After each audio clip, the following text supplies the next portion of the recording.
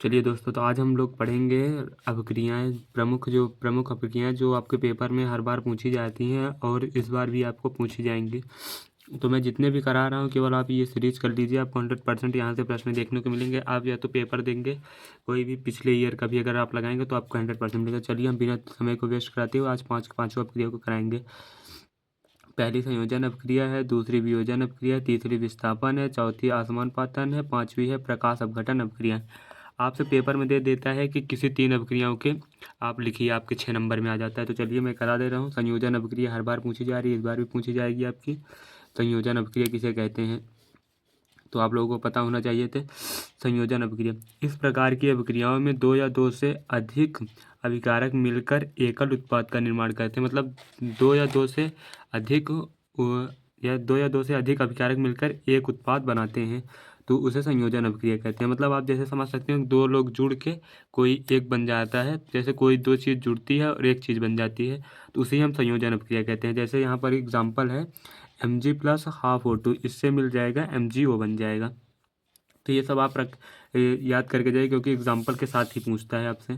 चलिए संयोजन अपक्रिया हो गया। अब वियोजन अपक्रिया देखते हैं।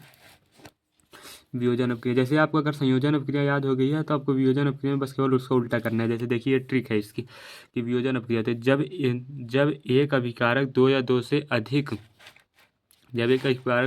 से अधिक उत्पाद में परावर्तित होता है, 2 या 2 से अधिक उत्पाद में परावर्तित होता है, तब ऐसी अपक्रिया को वियोजन अपक्रिया कहते हैं। मतलब जैसे यहाँ पर देखिए एक तत्व है H2SO4, जब ये टूट जाएगा तो 2H प्लस बन जाता है प्लस SO4 2 माइनस बन जाता है। एग्जाम्पल और है कि CaCO3 है, ये जब ये टूटेगा तो Ca2 plus plus CO3 2 minus बन जाएगा।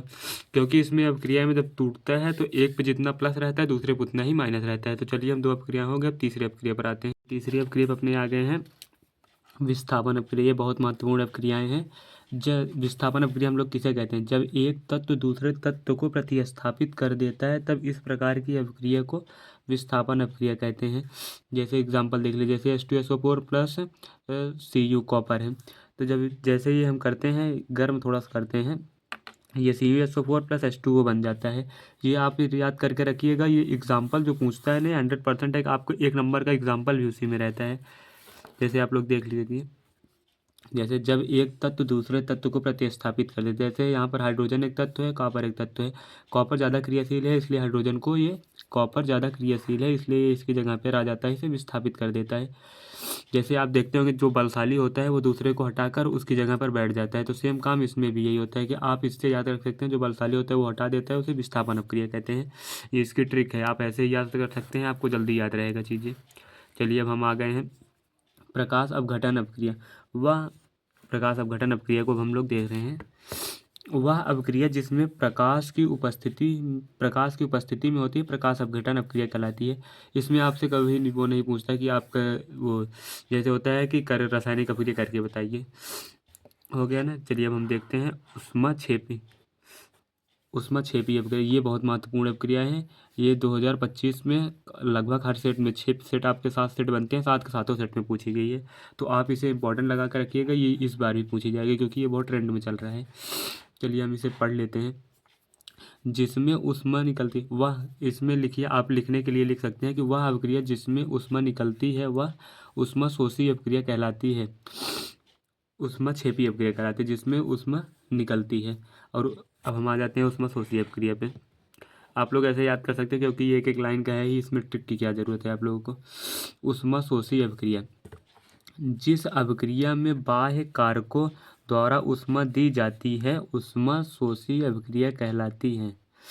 जैसे समझ में आया कि नहीं, जिस अपक्रिया में बाह्य कारकों द्वारा ऊष्मा दी जाती है, बाह्य कारक मतलब बाहर से हम किसी चीज़ में ऊर्जा देते हैं तो वो ऊष्मा को अवशोषित करता है। जैसे हम लोग खाना बनाते हैं तो हम लोग बाहर से ऊर्जा देते हैं तब खाना पकता है, तो वो समझ लीजिए एक प्रकार की ऊष्माशोषी अपक्रिया है। तो चलिए आज का हम यहीं पर समाप्त करते हैं। आपको प्रमुख अपक्रियाएँ बताएं, ये 5 से 6 अपक्रिया जो बताएं ये हर बार पेपर में पूछी जाती है। तो आप वीडियो को लाइक कर दें और चैनल को सब्सक्राइब करके रखें क्योंकि आपको ऐसे इंपॉर्टेंट अगर वीडियोस चाहिए तो आप चैनल को सब्सक्राइब करके रखें क्योंकि आपको सबसे पहले मिल जाएगी, जिससे आप टॉपर बनने की लिस्ट में सबसे आगे।